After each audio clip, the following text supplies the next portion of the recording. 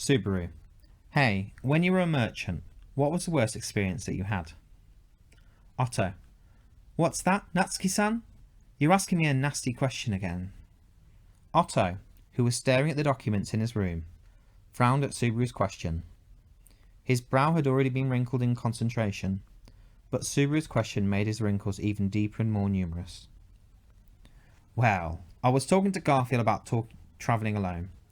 It's not exactly the same thing, but being a merchant is like travelling alone, isn't it? You could say that, but in my case, I have frou-frou. Thanks to my divine protection, I have no shortage of things to talk to, so I really don't feel like I'm ever travelling alone. As he said this, Otto rubbed his eyes and placed the sack of papers on the desk. He then looked at his visitors, Subaru and Garfield. They were facing each other on the reception couch in front of the desk, and had spread out a satrans board between them. This is chess, basically. Subaru had the upper hand at the moment, but it was a back and forth battle.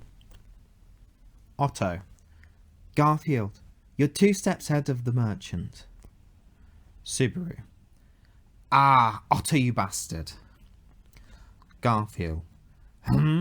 Oh, you mean that? You saved my life, Otto ni. Subaru and Garfield each responded to Otto, who told them the best move with only a quick glance. As Subaru found himself in a difficult situation, Otto murmured quietly.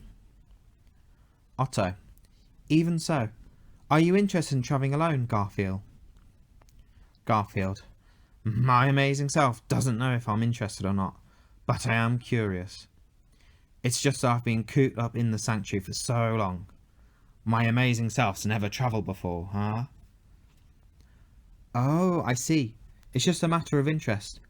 Well, Garfield seems to meet the standards of having the abilities of self-reliance. But Natsuki-san would never make it. Hey, don't underestimate me too much. My teacher has been praising my progress lately, don't you know? I guess he's decided on a policy of praise and development. It's like he couldn't decide whether to praise you or scold you. Otto's comments were lenient towards Garfield and harsh towards Subaru. In fact, it's the right response to Garfield, who can be strict with himself, and Subaru, who can easily get carried away. Anyway, so, what was the worst part about being a merchant? Are you still going on about that? My amazing self doesn't know if you're curious, Captain, but I'm interested in this Otto ni. I thought Otto ni was trouble. He'd be tangled up with a dragon or something. Garfield is Garfield. Who do you think I am? Only in an emergency of that magnitude could Otto be put into a corner. In that sense, Garfield's trust in Otto is a bit excessive, but in terms of his ability to respond in a crisis, Subaru assessed Otto with similar praise. If someone were to ask everyone in the camp who the most dangerous person is, Otto's name would probably come up unanimously. Well, I can't imagine too many situations like that. I don't know what you're babbling about. I've had a few close calls in my life, but being a prisoner of a dangerous group was probably the worst. Dangerous people? Did you get attacked by a group of bandits? Yes, Well, it's similar. I was dragged away from frou-frou and the dragon carriage, and with no weapons or tools. I was wrapped up in a bamboo mat. I was prepared to die. Hearing Otto's distant muttering, Subaru and Garfield looked at each other. Otto must have been terrified. His words carried more weight than they deserved. We're doomed, aren't we? It's like being isolated in the Deku Highlands. It was, actually. If it hadn't been for the kindness of some people who happened to pass by, I wouldn't be alive. I'll never forget it. I see. People have histories, I guess. Crossing his arms and nodding his head, Subaru thought about Otto's predicament. Being tied up by a bandit, having your tools taken away, and having your right to live or die surrendered to the other party is a situation that Subaru has rarely found himself in, but nonetheless, it's one that he's familiar with. However, thanks to their help, Otto, you are what you are today. We should be grateful to the people who passed by at that time. That's right, Natsuki-san. What's with that warm reply? It's weird. Otto's reaction was completely unexpected, and it caused Subaru to frown.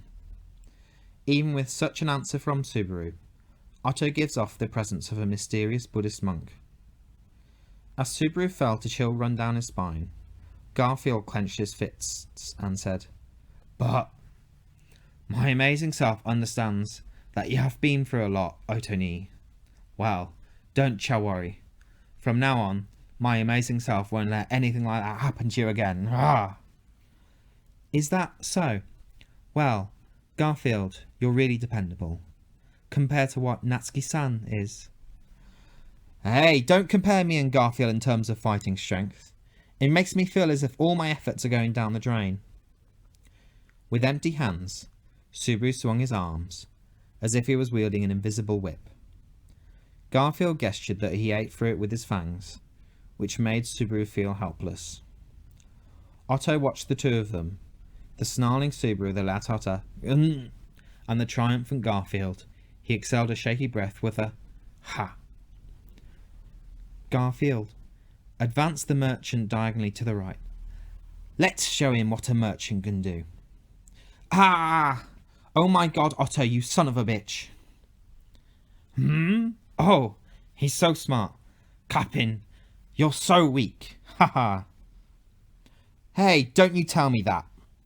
Subaru howled, as across the Shatrans board, all his troops were trapped in a corner. A major defeat was inevitable before the combined forces of Garfield and Otto. It was the howling of a defeated dog.